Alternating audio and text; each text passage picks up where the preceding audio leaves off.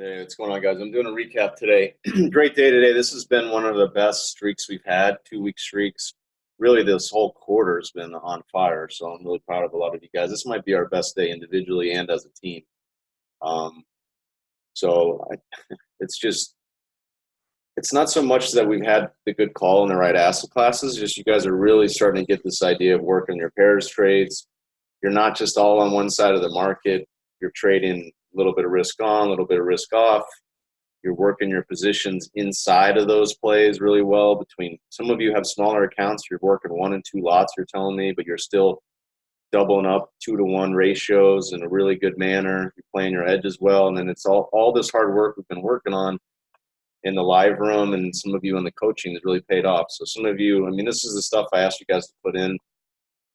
Some of you are coming back 38% in the week. I mean, that's absolutely crushing it. 5 grand. These guys are your futures accounts, 7,400. I mean, it took me 2-3 years to train some of my junior guys when I was running the rates desk, and they were happy with 1 grand a day, 2 grand a day. To directionally be trading with, and we were trading. These guys had had 10 million in buying power. You guys are doing this with $30,000, $10,000, $50,000. It's just it's pretty special, really. And so I want to just hit on, I was thinking about, really there's 3 lessons that we got to learn. Oh, here's G-Man coming back with almost put in a comma day. But he was probably trading here part-time with one eye on the screens, but he was down and said he battled his way back. I mean, the art of the comeback is where you really see what most traders are made out of. It's easy for the market to go right in your direction right from the beginning. It's tough when you get down or you're up and then you're down and then you give a bunch back. Emotionally, it's completely different. You gotta not bury yourself, but just staying with it, chipping away. It's just a whole different level of mental toughness when you're behind, and then to come out on top, it's just a lot more work. That's really what you see what the good traders are made out of is the comeback. So I had a good day. There's 10 grand here, and so we're not trading piker size. This isn't hey, log in 10 minutes before the open and we're going to chase penny stocks all day. We're trading the main movers in the global macro economy. We're following the trends, whatever's in play. We're tracking growth slowing, inflation, and then we're just sticking to a simple game plan and then executing on the model and the process. So I was thinking about there's three main things that most traders struggle with. All right. The first part is the analysis. And this is true on the professional side. There's a lot of smart individuals on Wall Street. There's a lot of guys that had a lot of experience, that have been around a long time, that most of them, have their own models or different approaches to the market, and that's fine. But when it actually comes down to timing and analysis, so many of them still just can't even tell you what defines a trend. They're chasing too many indicators. There's just no concept of correctly identifying the trend. So that's the analysis piece. Also, a part of that is the cycles. And so the second thing is timing. And you can, if you say you have the trend right, still so many times, whether you're talking about crypto or you're talking about the stock market, people are chasing the highs after the move. They're pressing and selling into the lows like we saw on Monday. And when you start to involve the cyclical concepts, which we do a really good job of, are probably the best as far as edges around the cycles. There's a lot of people out there, not a lot, there's a few main players out there that do cycle work over the longer term, the economic cycles of the global economy, the U.S. economy. But you want to talk about intraday cycles, you want to talk about cycles when you're day trading in the morning. Nobody puts out edges and does as much work that we do, and gives as much access to that type of analysis and timing. So that's the second component. And you can be a good, consistent trader once you understand that, the timing, the cycles, that'll get you to be a good trader and consistent. But the last piece If you really want to master the markets, you want to go from making 500 a day, 1,000 a day, 2,000 a day. You want to start having $10,000 days, $20,000 days, $50,000 days. You got to get good at this art of the size. And it's not okay, I plunge in at one price and then I set a 2-to-1 risk reward ratio, or I set my target at 3-to-1. That's not how you're going to be a big trader. It's not how you're going to take a small amount of risk and turn it into a big play, especially when we're chasing down these global macro trends. We've had this call on rates for over a year now, right? Since almost a year, since September of last year. The gold call has been a little bit shorter, but still it's been 6 months. The dollar call, being short euros or just long dollars in general, has been even longer. And so you guys are doing a good job now at taking a smaller amount of risk and learning to add into the play, where you add and reduce, but you're also building in a profit cushion, and then you're getting bigger and adding and getting bigger, and you take $1,000, $2,000, $3,000 of risk, and next thing you know, you have $10,000 in profits, and now you have a position that maybe you have 5 contracts on, or eventually then you get 10 contracts on, and you're working that into where you might start with $1,000 to $2,000 of risk, and now you have $30,000, $40,000 gain in one particular position. That's how we do 5-to-1, 10-to-1, 30-to-1 risk reward, and those are the ratios you can get when you learn this, what I call the art of the size. So that's the third component. First is analysis. Second is the cycles and timing, and then the last part is the art of the size. All right, and that's what I want. That's what you guys should be signing up to learn every day, a little bit in the live room. That's why you should be doing the coaching. That's why you should be learning the model. If you don't want to do the coaching, you want to learn on your own. So you're going to have this stuff for the rest of your life. It can apply to any market.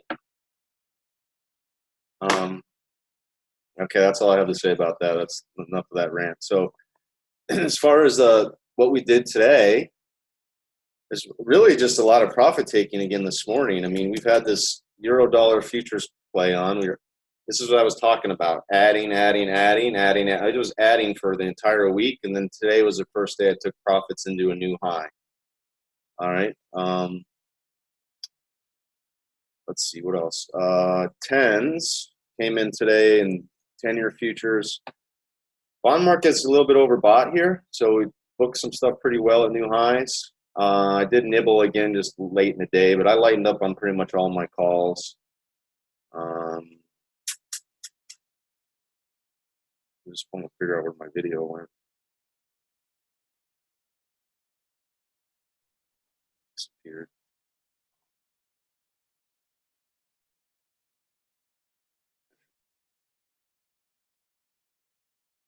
I don't know, I guess it's not important. Lightened up on that. Same thing across the curve in bonds. And then gold is very similar trade, right? So we got an opportunity to take more profits last night, came out of more today. And this is where I think you want to really lighten up, probably due for a multi-day pullback. So I still want to keep the core position. It's just we've lightened up a lot. You're at the top of the regression channel, starting to get a little bit vertical, daily cycles high, and the internet sucks. So you can see here's a regression channel from the last high we made. What's going on? We got a lot of trades on here, but maybe you can see it over here.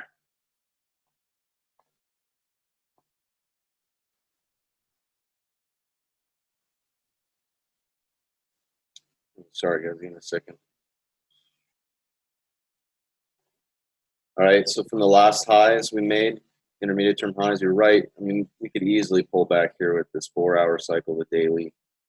So just tighten up your risk. It's not the time to be aggressively long now. And if that's the case, then maybe we do see the dollar kind of go back the other way. I'm still running a course short, and I was kind of waiting to see if we're going to push 113. We still might. But if gold's going to get toppy here, and we did 2 bearish engulfing, it's kind of a double top at high, you may see the dollar strengthen again from here. that's the case, gold will keep kind of pulling off. So I'm kind of watching those two against each other. I didn't short any more euros today. And then I'll just hit on equities. Came in, we had some puts from yesterday. I was talking about this right in front of 2,900. I thought would be a good spot, good location for the market to kind of put in another lower high, and that's exactly what we got this morning. So yesterday we didn't quite get that high, but then early this morning we kind of came into that same location and tagged it, and then came off real early. It's kind of the same thing that happened on the underside of 3,000. It's kind of right near the bands, and that hourly cycle actually did a really good job this morning. So just tagged the bands almost exactly. We came into that zone. The regression channel's up there as well. That's only one standard deviation. But you can see the hourly cycle came down pretty good. So we came in. I didn't short any more in here as far as futures go, but came out of those puts we had from yesterday. So booked some of those gains, and then we just ended up shorting the 15-minute. It was kind of a late morning bounce. Typically, we don't really do that into lunch. But, you know, here's our wall concept we like to use and what I teach you guys. Here's your move down about halfway. It's kind of the zone you want to look to fade. So we kind of came right into that zone. Failed right at the bands right here. And then I covered these wicks on the bottom of this cycle. So if you're day trading, I mean, you don't need to go for the home run and look for a lower low. You get, I mean, I'm looking for 10 points, 15 points from there. That was enough to put another $1,200 away. And then I also kind of went the other way. When we talk about pairs trade, I bought the Dow before S&Ps broke, and then I ended up selling that out into Pi. That's kind of there's no reason to be holding that when we haven't even got above this high. So I'll add back to some Dow, maybe look for a higher low around the 200 right here if we get that tonight. And then I'm still pretty much bearish, a better seller of equities overall. I still think we probably need to test the lows from Monday and or the May low. So I would love, I'd love for, I'm going to stay short the Russell. I think I added one more lot there today. Yeah. So I added another lot. I'm just going to keep that for the move to probably to Monday's lows if we get there. Now, if we continue to bounce, I'll look to buy the dip on the Dow, and then I'll probably sell more Russell up where we talked about on the hourly and 4-hour before we hopped off our session today. It's kind of up right here by the bands and underneath their Pi line. That would be a pretty good retracement. Again, it's about 50% retrace of that the move down we had. And there's still just going to be a lot of overhead, willingness to sell, resistance. And then also, if you get that move to play out in equities, whether it's tonight or tomorrow, which I kind of doubt, you're going to get this pullback in 10s and bonds. So everything that we lightened up on today, we can just be patient. And if we get stocks to bounce, then we'll get treasuries a little bit lower, and we'll reload on some of that stuff alongside. All right. Hope you guys cleaned up today. I know most of you did. If you guys are new to us, you want to get involved, I mean, listen, this has been an amazing bond move and been huge gains in treasuries and gold, but this isn't over. I mean, if we're late cycle and this is the start of a recession, a bigger picture slowdown, I mean, the globe's been slowing for a while, but we haven't even really moved into it. I mean, there's plenty of room to go as far as rates coming back lower. There's plenty of opportunity on the short side if equities start to break. I mean, we're still technically in a bull market, so if you start to see if we start to see a down cycle like 2000, 2008, this is still the beginning. So I would just encourage you guys to join the members room here. Come in for an access for a week, get a feel for what we do. You can join the chat room for free. That's this room I was showing earlier. All right, and then if you're interested in any of our products and services, you can find the membership here. If you're interested in trading Forex, options, our proprietary trading model, the whole directional model that we built from running the institutional desk, I put that all in the trading package. You could also message me if you're like, Jason, I just want to, I've been trading crypto. I want to learn Forex. I don't really want to spend the $2,000 on all these courses. Can I just, can you shoot me over your Forex course? Sure. You guys can message me on that too.